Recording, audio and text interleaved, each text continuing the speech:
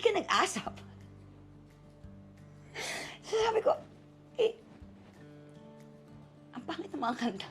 So, hindi bagay sa boses ko. Alam mo yun, yung parang, pop is not my thing. Alam mo yun, kung di ko lang din mabibigay yung best ko, matutulog na lang ako sa bahay.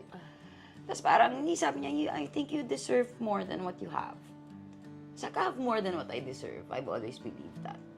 And then, sumabog yung kita-kita a year later. Usap kami ulit. Sabi ko, ano, Papa P? Humabol. Humabol yata ako. Paano to? Parang pantay na tayo. Ganon.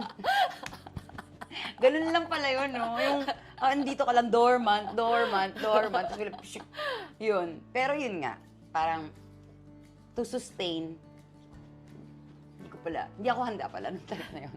Parang yun. Paano? Tell me. Like, syempre kasi sanay ako ng dinadaan-daanan lang, di ba?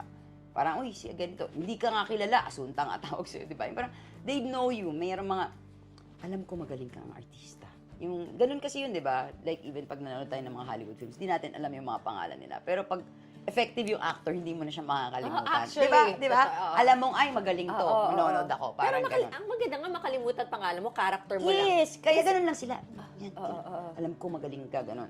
Pero syempre, after kita-kita, hindi siya alam ko magaling ka. Napanood kita, talaga, literally. So parang, alam mo yun, yung... You were seen, actually, sa kita-kita, I was seen. Actually. Oo. That was major.